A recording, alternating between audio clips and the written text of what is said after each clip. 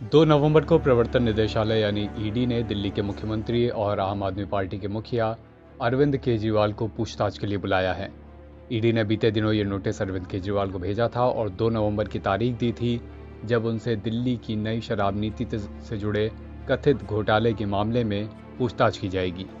2 नवंबर को अरविंद केजरीवाल ईडी के दफ्तर पहुंचते इससे पहले ही सुबह सुबह दिल्ली के एक और मंत्री के यहाँ प्रवर्तन निदेशालय का छापा पड़ा है।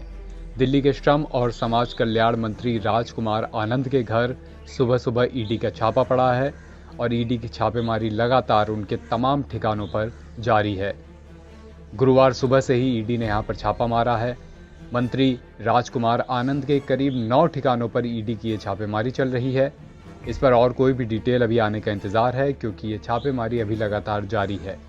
गुरुवार को पेश होने के लिए ही दिल्ली के मुख्यमंत्री अरविंद केजरीवाल को भी ईडी ने नोटिस भेजा है, लेकिन इससे पहले 2 नवंबर की सुबह ही आम आदमी पार्टी के लिए दिल्ली सरकार के लिए एक बड़ा झटका तब आया जब उनके एक और मंत्री राजकुमार आनंद के घर ईडी का ये छापा पड़ा है। ये किन मामलों में छापा है, कौन कौन सी लोकेशंस पे छापेमारी चल रही है, ये सारी बातें अभी सामने आनी बाकी हैं, लेकिन अभी तक की जो जानकारी आई है उसके मुताबिक दिल्ली सरकार के मंत्री राजकुमार आनंद के करीब 9 ठिकानों पर ईडी ने एक साथ छापा मारा है और ये छापेमारी की कार्रवाई लगातार अभी जारी है। इससे पहले बीते दिनों प्रवर्तन निदेशालय ने दिल्ली के मुख्यमंत्री अरविंद केजरीवाल को नोटिस भेजा था। अरविंद केजरीवाल को 2 नवंबर को प्रवर्तन निदेशालय के दिल्ली स्थित दफ्तर में पेश होने के लिए कहा गया है। ये नोटिस दिल्ली की नई शराब नीति से जुड़े कथित घोटाले के मामले में भेजा गया है। ये वही केस है जिसमें दिल्ली के पूर्व उप मुख्यमंत्री मनीष सिसोदिया और आम आदमी पार्टी की तरफ से राज्यसभा सांसद संजय सिंह पहले ही जेल में हैं। मनीष सिसोदिया कई महीनों से जेल में हैं और उनकी जमानत याचिका कई बार खारिज भी हो चुकी है। बीते दिनों संजय सिंह के घर पर भी ईडी का छापा पड़ा था, जिसके बाद उन्हें भी हिरासत में ले लिया गया था।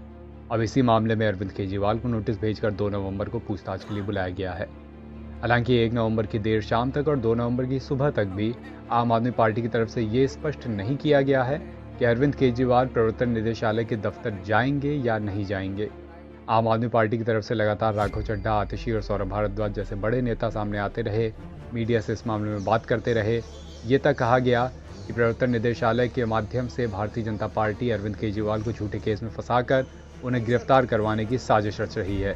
आम आदमी पार्टी के बड़े नेताओं ने आरोप लगाया कि भारतीय जनता पार्टी आम आदमी पार्टी को खत्म करना चाहती है, इसीलिए झूठे केस में एक के बाद एक तमाम बड़े नेताओं को फंसाया जा रहा है और इसी फहरिस्त में अब अरविंद केजरीवाल को भी नोटिस भेजा गया है। फिलहाल 2 नवंबर की सुबह तक भी ये स्पष्ट नहीं है कि केजरीवाल ईडी के ऑफिस जाएंगे या नहीं। एनबीटी ऑनलाइन की रिपोर्ट।